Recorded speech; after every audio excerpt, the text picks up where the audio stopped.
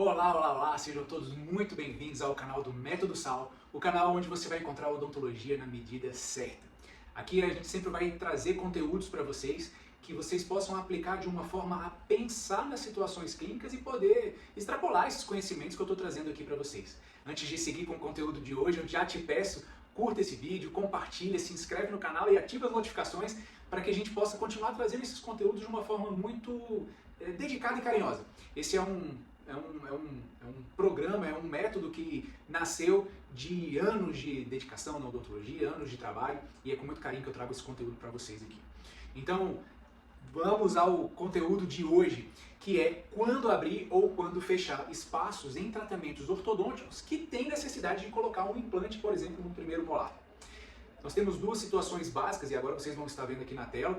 Uma situação inicial em que nós temos um molar inclinado e um premolar em posição correta. E quando a distância entre as coroas é menor do que a distância entre as raízes, a gente precisa pensar com muito carinho sobre realmente abrir esse espaço para a colocação do implante. Porque se a gente faz o movimento de fechamento desses espaços, as distâncias entre as raízes vão permanecer muito grandes e ali você pode criar um black space ou um defeito periodontal naquela região, além do desconforto clínico que o paciente pode sentir se a gente mantiver esse espaço grande debaixo do ponto de contato. Então, se o espaço entre as raízes for grande e a desinclinação do molar for um movimento de eleição, nós vamos realizar esse movimento e instalar o implante nesse espaço. A observação mecânica que nós temos que ter para casos assim é: se nós optarmos por verticalizar o molar, será necessário um grande controle vertical. Como assim, Cadu? É importante que a gente mantenha a intrusão desse molar para que nesse movimento de verticalização a tendência desse molar é ficar mais extruído em relação ao plano oclusal do paciente. Se isso acontecer, a gente precisa intruir esse dente de volta, seja com mini implante ou mini placa, ou mesmo utilizando o próprio implante desse paciente. A gente pode usar o implante se a situação clínica intermediária de abertura do espaço permitir a instalação do implante. Mesmo que a gente não consiga fazer uma coroa de tamanho ideal, nós podemos colocar o implante, espera a ossa-integração e quando puder colocar um provisório, a gente apoia com algum aparelho colado nesse provisório para promover o manejo final de espaços.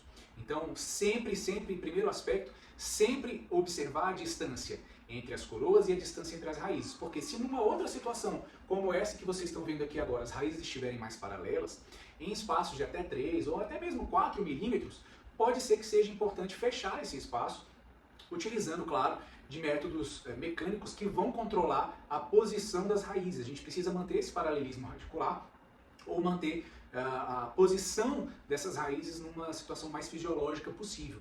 Então, até 3 ou 4 milímetros, podemos pensar num fechamento de espaço. E na mesma coisa na abertura, mas é importante observar a posição das raízes. Raízes paralelas podem indicar uma situação clínica mais favorável para o fechamento.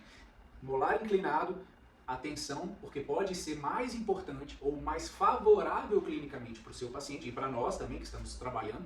A verticalização, então, abre o espaço, coloca o implante e controla a posição vertical desse paciente, desse molar.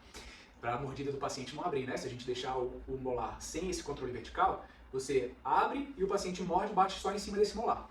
Então é por isso que a gente precisa desse controle vertical apurado. É sempre um prazer muito grande trazer esses conteúdos para vocês e fiquem ligados que eu vou sempre trazer conteúdos sobre odontologia integrada, ortodontia, periodontia, implantodontia, odontologia estética, cuidados gerais com o paciente e fiquem ligados aqui. De novo, curtam, compartilhem, se inscrevam no canal, isso me ajuda demais a trazer esses conteúdos para vocês com todo o carinho do mundo. Um beijo grande e até o próximo vídeo.